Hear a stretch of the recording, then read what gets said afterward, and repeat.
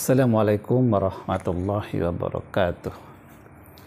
Saudara pemirsa, di mana saja Anda berada, bertemu kembali dengan saya, Mukhlis Dendros Kultum, dengan judul Kurban dan Sholat Idul Adha. Pada tanggal 10 Zulhijjah, kita sebagai muslim merayakan hari raya Idul Adha, atau disebut juga dengan hari raya kurban. Walaupun hari raya ini tidak semeriah sebagaimana Idul Fitri, tapi ini merupakan hari raya yang disyariatkan. Di hari raya itu disyariatkan hanya dua. Yang pertama Idul Fitri, yang kedua Idul Adha. Nah, bagi seorang muslim, pelaksanaan hari raya Idul Adha ini diiringi dengan penyembelihan hewan kurban yang merupakan kewajiban bagi seorang muslim. Allah berfirman, "Inna a'tayna kal kausar." Sesungguhnya kami telah memberikan kepadamu nikmat yang banyak.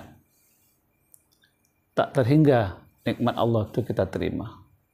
Sejak kita lahir sampai meninggal dunia. Jangankan itu, sejak kita bangun tidur sampai tidur lagi, sudah berapa nikmat Allah yang diberikan kepada kita. Nikmat kesehatan, ketenangan, nikmat rezeki, dan nikmat-nikmat yang lainnya. Washolli lirabbika wanhar. Maka sholatlah kamu kepada Tuhanmu dan berkorban. Jadi perintahnya ketika mendapat nikmat Allah yang banyak tadi merupakan wujud syukur kita, itu mengadakan pengabdian, yaitu sholat. Yang dimaksud apakah sholat yang 5 waktu? Bisa saja, karena terlalu banyak nikmat Allah yang kita terima. Maka wujud syukur itu adalah dengan sholat. Rasul pernah ketika melaksanakan sholat tahajud di tengah malam, kemudian Aisyah bertanya, "Ya Rasulullah, bukankah dosamu sudah dihapuskan Allah? Bukankah seluruh amal-amalmu itu dijadikan sebuah pahala oleh Allah SWT, dan kunci surga di tanganmu?" Artinya, begitu banyak ibadahmu, begitu banyak keistimewaanmu, tapi kenapa sholatmu di tengah malam dan sholat di tempat waktu-waktu yang lain tak sebagaimana orang yang lain? Padahal engkau seorang nabi dan rasul yang dekat dengan Allah.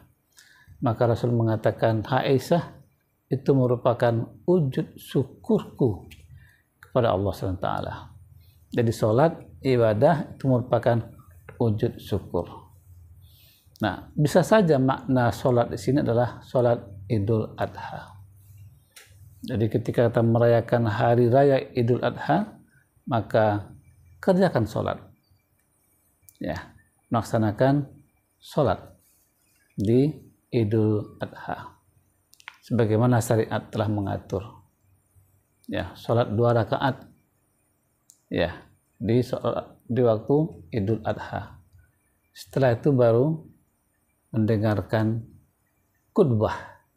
Mendengarkan khutbah itu merupakan sebuah rangkaian dari ibadah sholat Idul Adha. Nah, seorang muslim hendaknya memahami hikmah disyariatkannya sholat Idul Adha. Ini berangkaian dengan khutbah yang akan disampaikan. Khutbah itu banyak sekali petuah-petuah, nasihat-nasihat yang diberikan, yang disampaikan oleh khatib.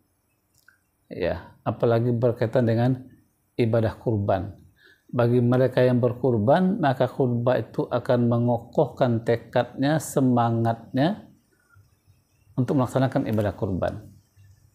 Sedangkan bagi yang belum melaksanakan ibadah kurban, akan memotivasinya untuk tahun depan bisa melaksanakan ibadah kurban.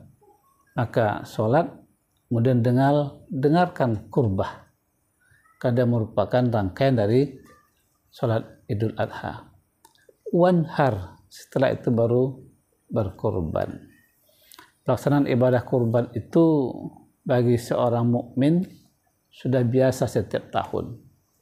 Apakah di komunitas, apakah di komplek perumahan, apakah di masjid, musola, atau kurban itu dikirim ke tempat-tempat lain, atau kurban itu diserahkan kepada lembaga-lembaga dakwah, lembaga-lembaga zakat yang menerima ibadah kurban, kemudian mendistribusikannya kepada yang berhak untuk menerimanya.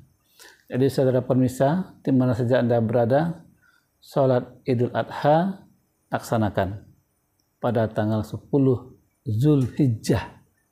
Jangan diabaikan, karena sholat dan kurban itu rangkaiannya ada, sehingga ibadah kita itu sempurna.